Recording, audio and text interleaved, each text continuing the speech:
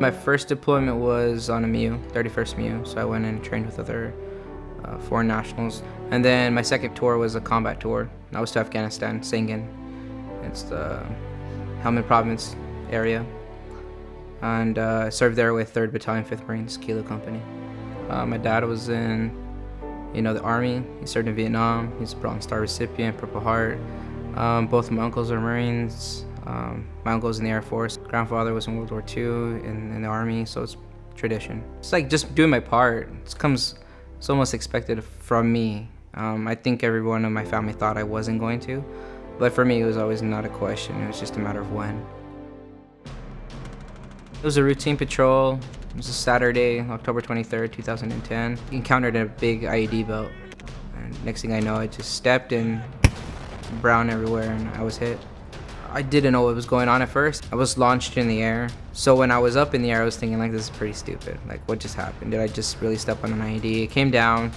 My Kevlar kind of bounced. Took a bounce off the ground. I was able to see my legs a little bit. They were chewed up pretty bad. So at that moment, I pretty much said, well, I'm never walking again. That was a given. It claimed both my legs above the knees and my right arm above the elbow. I wasn't expected to make it. I know they notified my parents and said that I wasn't going to make it from Afghanistan to Landstuhl. So they were going to ship me, and lo and behold, I pulled through. It's a good feeling knowing like people actually care. Sometimes you feel hopeless, like you come back with these injuries, and then to know that people just want to help, it makes you feel a little bit better. The Marine Corps Scholarship Foundation is awesome because, nobody ever thinks about like the family side of it.